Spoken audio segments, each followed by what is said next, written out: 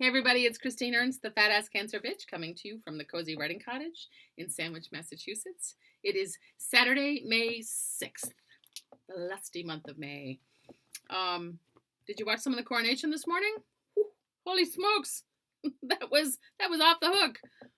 Hard to imagine all the lavishness, the giantness, the oh my goodness, the pageantry, the opulence, the hats, the gold carriage. The music was exquisite. I have so many thoughts on that, but not for today. Today I'm thinking about my dad because yesterday I spent the whole afternoon at the emergency room with my mother. She's fine. She had a weird headache and she's 87, so they need to do all the tests to make sure nothing's going on, and nothing was going on. It's a mystery, probably related to being 87. But we spent the whole afternoon there. We got a crossword done, and it made me think of my dad, since that was my last time at the ER, was with him. Dad died in 2019 in May. So there's maybe some stuff going on with me, remembering this time of year. He died just as the leaves were all coming out. He died on May 17th, just as stuff was blooming. We're way ahead of schedule this year. And on his last day of living, I tried to find lilacs that were in bloom for him to smell before he left us. I don't know. Maybe I was thinking he would never smell them again. I don't know. He's probably the first thing he went out and did was find some lilacs to smell, and a beautiful forest to walk in, and a trout stream to fish in. But my mission on that day was to find some lilacs that he could breathe in. He died on a gorgeous May day, May 17th.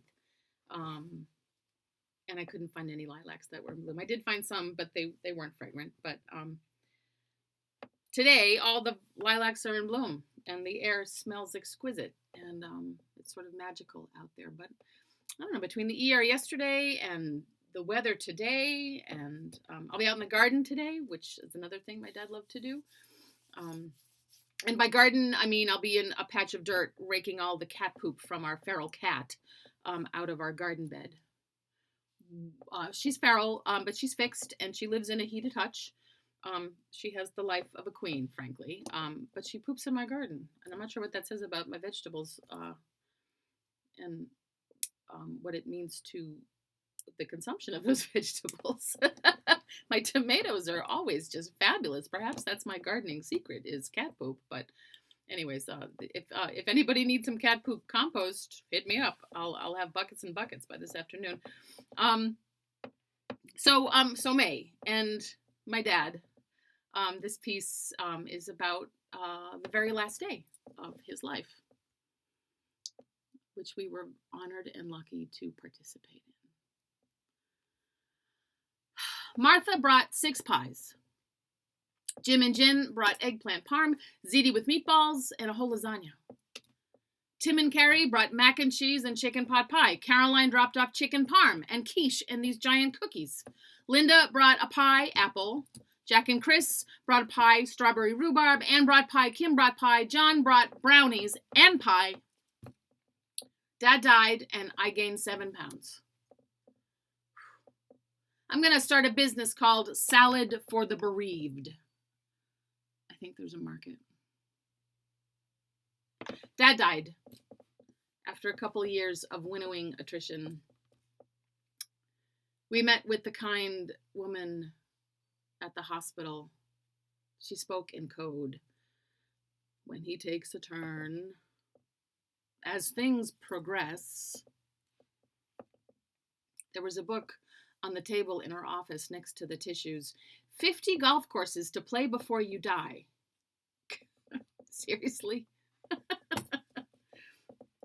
We brought him home. It was a kind of living wake that last day. The hospital bed set up in the front room, right by the windows. Such weather, such sky. All that food in the kitchen. So many folks coming to say goodbye to him, bringing a pie to us. Clint and Norm, Dad's every Thursday breakfast pals, 94 and 91, respectively. They stood at his bedside like little boys, choked up.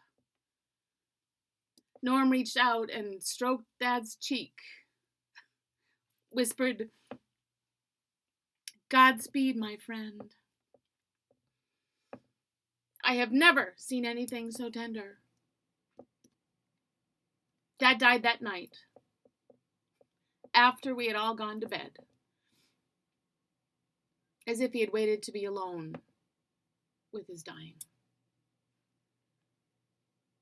The hospice nurse arrived at 2 a.m. Another very kind woman tidied away all the things of dying. She helped us to dress him. That last small dignity. The cremation service hearse arrived at 3 a.m. The middle of the night, not ambulance. The rickety gurney. The Mutt and Jeff, not paramedic attendants. Smelling of cigarettes. The taller one with practice gravitas. "We are very sorry for your loss." The shorter one, a newbie, clearly. His latex gloves ridiculously catching, stretching, snapping in the zipper of the long white bag they placed Dad in. His hands shook as he arranged the quilted cover, the knot blanket, like a weird tea cozy, over the gurney as they wheeled Dad, not Dad, away. I worry that his death was a surprise to him. He spent his living time pleasantly bewildered, but nose to the grindstone. So stalwart and automatic and persevering that quitting, as it were, stopping, just stopping, was never an option.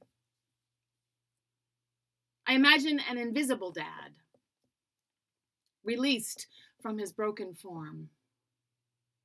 Dad on his legs again, standing, stretching, while we gathered around the shell of him, the empty cloak of him on the bed.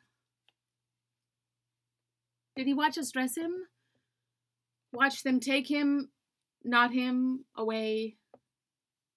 Was he unsure how to proceed in this altered state of himself? If not to help us in some way, what to do? If not take the coat, make the martini, sweep the kitchen. If he has lingered, I have not noticed it.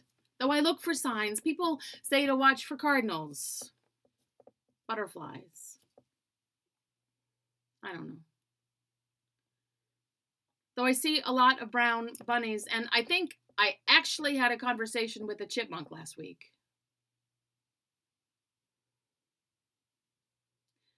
Perhaps an angel or a sibling or even his childhood dog was dispatched to coax him, lead him away from here, across, over, up,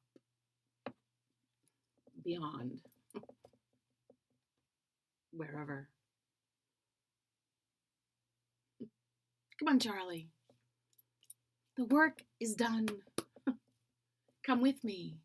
Come on. There's pie.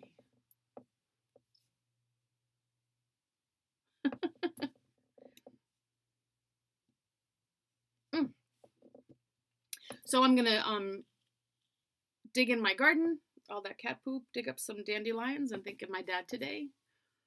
Go smell some lilacs if you can find them. Have some pie. Tell your loved ones you love them.